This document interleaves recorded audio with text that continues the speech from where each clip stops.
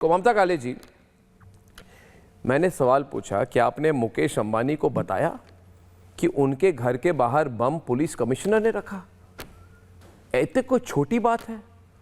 तो जवाब तो नहीं दिया इन्होंने मुझे। बहुत गंभीर है ये बहुत गंभीर बात है। क्या मुकेश अंबानी जी को, उनके परिवार को उन्होंने इन्फॉर्म किया? ममता काले जी, इसका भी तो, इसकी पुष्टि होनी चाहिए ममता जी। बिल्कुल बिल्कुल। अर्नब जी, आपको लगता है कि ये किसी से पूछेंगे? जिस तरीके की उस समय हरकतें चल रही थी, अंधेर नगरी चौपट राजा वाला हाल था ना। कुछ भी, जहां खुला खेल फर्रुखाबादी था, जहां जो मर्जी आए वहां पर किया जा रहा था, सब कुछ किया जा रहा था। और किशोर तिवारी जी के जो सीनियर हैं, साथी हैं, वो मुख्यमंत्री थे, उद्धव ठाकरे जी। लेकिन मैं हमेशा आप लोगों से एक चीज बोलती रही हूं, और आपकी जो ये लड़ाई थी जिसमें हम आपके साथ खड़े थे, मैंने बोला था कि ईश्वर की अदालत में जो न्याय होता है ना, वो सबसे बड़ा होता है। आप तो बाइज्जत बरी हर जगह से हो गए, और बरी होने वाली तो बात ही नहीं है। आपने कुछ गलती नहीं किया था तो कैसे प्रूव हो जाता?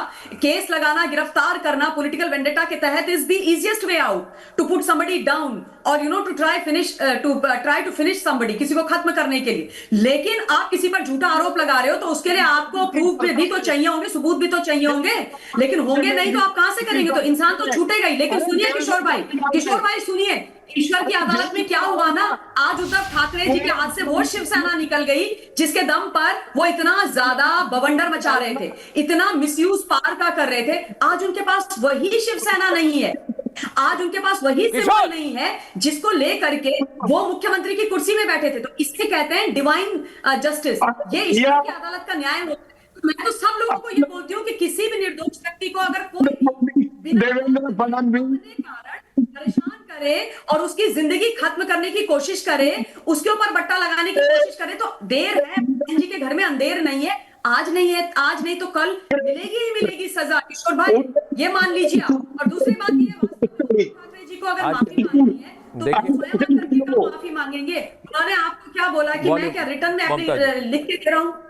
बोलिए आप, ये बताइए। मैं 2-3 फोन कॉल्स लाइव लूंगा, उसके बाद शायद मेरे पास 6-7 मिनट की क्लिप है।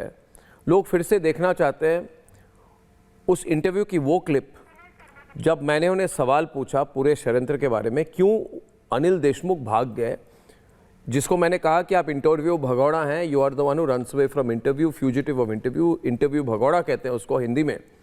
सुनील शर्मा दिल्ली से हमारे साथ जुड़े हुए हैं। सुनील शर्मा जी नमस्कार। आपने इंटरव्यू देखा सुनील जी?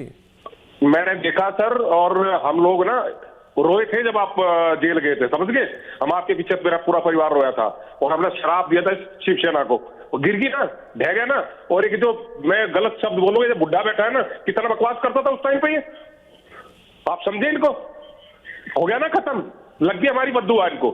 अब माफी मांग रहे हैं इस तरह इन्होंने इस तरीके से, इनको कभी माफ नहीं करना। मैं तो कभी माफ नहीं करूंगा। अभी आप रात को बोलो 1 लाख आदमी मेरे पास में खड़ा हो जाएगा रात को आपके साथ में। आपकी इतनी है मेरे पास में, इतनी पावर है। बहुत बहुत धन्यवाद सुनील जी। कभी मिलेंगे, आप आइए रिपब्लिक भारत के स्टूडियो में। हमारे साथ एसके मिश्रा भी जुड़े हुए हैं नोएडा से। मिश्रा जी आपने इंटरव्यू देखी जो मैंने प्ले किया? आपने इंटरव्यू देखा? जी सर, आपने इंटरव्यू देखा जिन्होंने हमारी अरेस्ट करवाई थी? देखा अर्नब सर, और मैं आपका प्रशंसक रहा हूं प्रारंभ से। और जिस तरह ये इंटरव्यू आज आपके चैनल पे हम लोग ने देखा, हम लोग डे 1 से जानते थे कि एक निर्दोष राष्ट्रवादी पत्रकार के विरुद्ध ये साजिशन की गई साजिश है, जिसमें दमन करने की प्रक्रिया इन्होंने उस दौरान से आज तक लगी हुई है, पीछे नहीं छोड़ा गया है।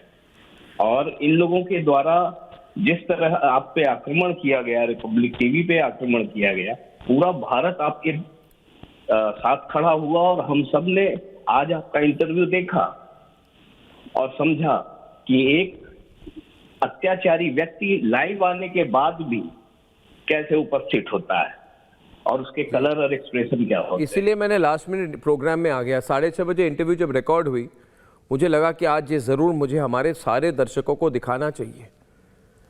दोस्तों, जोधपुर से नीता परिहर जी है। नीता जी नमस्कार। जोधपुर में मैं 2 साल रहा हूँ, वहाँ पे स्कूल में भी गया था, मेरे पिताजी आर्मी में वहाँ पे पोस्टेड थे, इसलिए जोधपुर से हमारा बहुत प्यार है। नीता जी आपने इंटरव्यू देखा? हाँ सर, मैंने इंटरव्यू देखा, आपके हर प्रोग्राम देखती हूँ सर, देखते साल हो गए। इसे मतलब 2014 से पहले मैंने कभी मतलब है ना ये मतलब टीवी ऑन नहीं किया था, लेकिन 2014 के बाद जब से मोदी सरकार आई है, मतलब जब से मतलब ये मीडिया मतलब फ्री हुई है, मतलब बोलने में करने में जब से मैं ये प्रोग्राम देख रही हूँ आपका। धन्यवाद। और सर आप शुक्रवार को आते हैं ये भी मैं मान ली, लेकिन अब इस बार आप 3-4 बार आए थे, ये अपने वो छात्रों का आंदोलन हुआ था तब। आजकल मैं ज्यादा आ रहा हूँ हिंदी में, मैं बहुत व्यस्त हो गया था क्योंकि नेताजी ये जो लोग हैं ना नेताजी, ये जो लोग हैं नीता नहीं है मेरा नाम।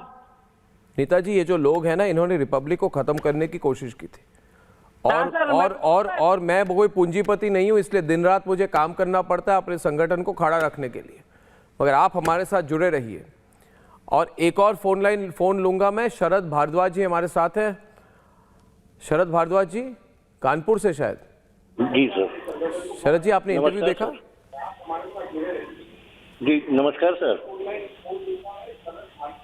हाँ जी नमस्कार सर, आवाज आ रही है? जी बिल्कुल आ रही है। आप टीवी के वॉल्यूम को थोड़ा कम कर दीजिए। जी मैंने बंद कर दी है सर। बस थोड़ा सा यही बताना चाह रहा हूँ कि जो ये मैं थोड़ा सा विषय से हट के बोलना चाह रहा हूँ, जो आपको सर जंतर मंतर पे जाने के लिए बार बार प्रेशर दिया जा रहा था, तो की पूरी प्लानिंग थी कि आपके जैसे देशभक्त पत्रकारों की वहाँ पे बेइज्जती कराई जाए, मारा जाए, पीटा जाए, जिससे कि गोदी मीडिया कह करके ये सारे तमाशे करें। सर विपक्ष इस समय बिल्कुल देश के अपोजिट चल रहा है, और जो देश के साथ चलना चाहते हैं उसको ये लोग भक्त कह करके बेवकूफ समझते हैं, और जबकि ये सर निरे मूर्ख खुद हैं कि हिंदू होकर के अपने ही देश को बर्बाद करने के लिए लगे हुए हैं।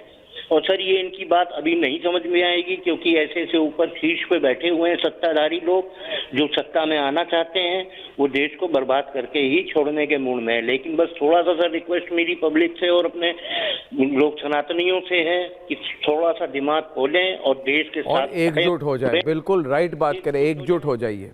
जो योगी जी ने कहा है, एक रहेंगे तो सेफ रहेंगे। तो दोस्तों मैं अब वो क्लिप प्ले करना चाहता हूं। पहले तो जितने लोगों ने हमारा समर्थन किया, आप सबको मैं बहुत बहुत आभारी हूं। आपके समर्थन के कारण रिपब्लिक मीडिया नेटवर्क आज सक्रिय है, हम सब सक्रिय हैं, हम अपना काम कर पा रहे हैं।